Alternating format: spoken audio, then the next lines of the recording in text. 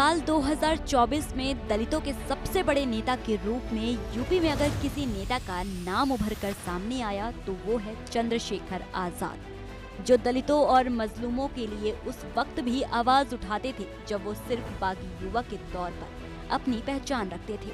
और आज जब वो एक सांसद बन गए हैं तब भी वो अपनी इसी विचारधारा को आगे बढ़ा रहे हैं। साल 2024 की बात करें तो इस साल भीम आर्मी चीफ फ्लावर नहीं फायर बनकर निकले हैं। दलितों पर हुए अत्याचार के खिलाफ आवाज बुलंद करते करते भीम आर्मी चीफ ने आजाद समाज पार्टी बनाई। पहली बार यूपी से राजनीति में डेब्यू किया, बिजनौर की नगीना सीट से चुनाव लड़ा और जीत कर भी दिखाया। जीत भी मामूली नहीं, बीजेपी प्रत्याशी को 1.5 लाख से भी अधिक ज्यादा वोटों से मात देकर संसद पहुंचे। उनकी यही ऐतिहासिक जीत राजनीतिक विशेषज्ञों को भी हैरान कर गई और जब संसद में उन्होंने कदम रखा तो अपने धाकड़ और दमदार भाषण से सरकार को हिलाकर रख दिया। ऐसा बोले कि सारे विरोधी शांत हो गए। लोकतंत्र के मंदिर में गूंजी तो सिर्फ चंद्रशेखर की आवाज। कितना बढ़ रहा है आर्टिकल 15 सर। भारत में आज भी घोड़ी चढ़ने बैठने होती है। प्लीज सर, क्या दलितों को यहाँ भी बोलने की इजाजत नहीं है? सर, अगर सबको 4 मिनट दे तो मुझे दे दो। ये भेदभाव नहीं चलेगा दलितों के साथ। Time is 4 minute. Don't waste. भाई सर, आप चेक करो, अगर सबको 4 मिनट दिए तो आप मना करो, मैं बंद कर देता हूँ उसको। क्या दलितों को सबसे आखिरी में नंबर मिलेगा और बोलने का मौका मिलेगा? क्या मजाक कर रहे हैं सर आप? No, ये all independent people are having only 4 minutes. You take. Sir, independent में अपनी पार्टी का मेंबर हूँ सर, और जीत के आया हूँ सर, किसी के दया में नहीं आया। Take 1 minute and finish. Chandrashekhar Azad अपने सख्त तेवर और सधी हुई राजनीति के लिए जाने जाते हैं। उनका सख्त तेवर संसद में एक बार नहीं बल्कि 2-2 बार देखने को मिल चुका है। आप खुद ये वीडियो देखिए। जब चंद्रशेखर संसद में शपथ ले रहे थे, इस दौरान बीजेपी सांसदों ने टोका कि पूरा भाषण देंगे, तो उन्होंने जवाब में कहा सुनना तो पड़ेगा। जय भीम, जय भारत, जय संविधान, जय मंडल, जय जोहार, जय जवान, जय किसान, भारतीय संविधान जिंदाबाद, भारतीय लोकतंत्र जिंदाबाद, भारत की महान जनता जिंदाबाद। देंगे सर, इसलिए आए यहाँ।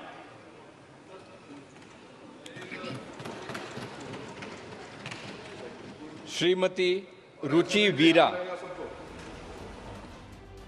चंद्रशेखर वो नेता हैं जो दलितों और पीड़ितों को इंसाफ दिलाने के लिए योगी की पुलिस तक से भिड़ जाते हैं।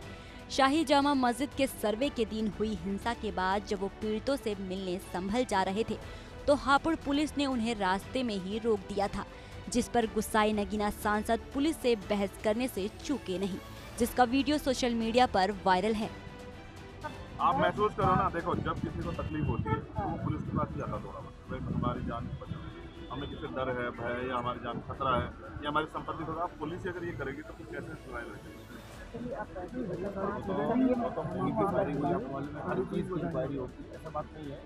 इंक्वायरी हो, और मैं तो चाहता हूँ पुलिस जो है ना फेयर इन्वेस्टिगेशन करे। मैंने तो इसलिए सुप्रीम कोर्ट की निगरानी में जांच की मांग की। मैं मानता हूँ कॉन्स्पिरेसी हो सकता, किसी और पार्टी के नेता शामिल, तो जांच करो ना, जो भी गलत हो कार्रवाई करो। मैंने किया हो, किसी और ने किया हो, लेकिन इस नाम पे अगर गोली चला के पुलिस न्याय करेगी तो संभव नहीं। और आपने देखा आपके कर्मचारी कैसे उड़ के गोली चला रहे हैं। क्या वो 9mm की पिस्टल से गोलियां नहीं चल रही हैं? पुलिस अब कह रही है कि साहब नहीं, गोली नहीं चली है। मैं आप सोचो ना, मेरे दिन के हालात को आप जानते हैं। समझ रहा हूँ, आपको अगर अपनी बात को फेसबुक पे भी लाइव कर देंगे तो भी देखिए वो वहाँ पे भी पहुँचेगी। आपकी जो उनके साथ सॉलिडेरिटी है वो तो वैसे भी दिखाई पड़ेगी। हम चल के आपको बता रहे हैं। आजाद समाज पार्टी के मुखिया यूपी की सियासत में हर वो रणनीति आजमाते हैं जिससे विरोधियों के वोट पर चोट मारी जा सके। यही वजह है कि उपचुनाव की सियासी हलचल के बीच हरदोई जेल में बंद आजम खान के बेटे अब्दुल्ला आजम से चंद्रशेखर आजाद ने मुलाकात की थी। उसके बाद रामपुर में सपा नेता के परिवार से भी मिलने पहुंचे और जब मीडिया ने सवाल किया तो अखिलेश पर तंज कस गए।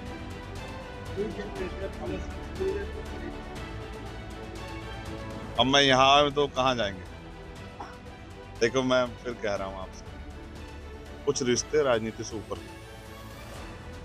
मेरे आज भी याद है, मैं एक बार इस घर में मैं पहले आया, जब मैं आया मैं उस प्यार को शब्दों में बयान नहीं कर सकता। वो आप सब लोगों ने देखा, जिस तरह एक सरपरस्त अपने सिपाही का हाथ पकड़ के चलता है, वो यहाँ से लेकर मुझे मेरी गाड़ी तक छोड़ने के लिए गए और उन्होंने मुझसे कहा कि मैं हमेशा तुम्हारे साथ हूं। जब भी उन्होंने मुझे याद किया, मैं फोन के जरिए किसी भी जरिए उनके टच में। चंद्रशेखर आजाद आज यूपी की राजनीति में विपक्ष के उन नेताओं में शामिल हैं जो अकेले मायावती के वोट बैंक को टक्कर दे रहे हैं। लोकसभा चुनाव इसका जीतता जागता उदाहरण है। चंद्रशेखर की ही बदौलत मायावती का सियासी जनाधार खिसक गया और बसपा शून्य पर सिमट गई। चंद्रशेखर की आजाद समाज पार्टी ने ऐसी धाक जमाई कि उपचुनाव में भी बसपा क्लीन बोल्ड हो गई। आजाद समाज पार्टी के राष्ट्रीय अध्यक्ष चंद्रशेखर आजाद न सिर्फ अखिलेश बल्कि सत्ता में बैठी योगी सरकार को भी सुनाने से कभी पीछे नहीं रहे। चाहे दलितों के इंसाफ के लिए मुख्यमंत्री को चेतावनी देनी हो या फिर बटोगे तो कटोगे पर तीखा हमला करना। 2024 के लोकसभा चुनाव में जीत के बाद से ही बसपा के संस्थापक काशीराम को अपना आदर्श मानने वाले चंद्रशेखर के हौसले काफी बुलंद हैं। नगीना सांसद की पार्टी आजाद समाज पार्टी को बने अभी 4 साल भी पूरे नहीं हुए हैं कि इस पार्टी ने उत्तर प्रदेश में तेजी से अपनी अलग पहचान बना ली। इतने कम वक्त में चंद्रशेखर ने उत्तर प्रदेश से बाहर निकलकर दूसरे राजनीतिक दलों के साथ गठबंधन कर अन्य राज्यों में भी चुनाव लड़ा है और इस तरह अपनी पार्टी को लोगों के बीच पहुंचाने की कोशिश की है। सियासी गलियारों में भले ही ये चर्चा रही हो कि चंद्रशेखर मायावती के वोट बैंक के लिए बहुत बड़ा खतरा है, लेकिन आजाद समाज पार्टी के चुनावी मैदान में उतरने से कहीं न कहीं यूपी के दूसरी पार्टियों के बड़े बड़े धुरंधरों के चेहरे पर शिकंज जरूर आ जाती है। बहरहाल इस तरह से कहें तो चंद्रशेखर के लिए 2024 का साल काफी यादगार रहा।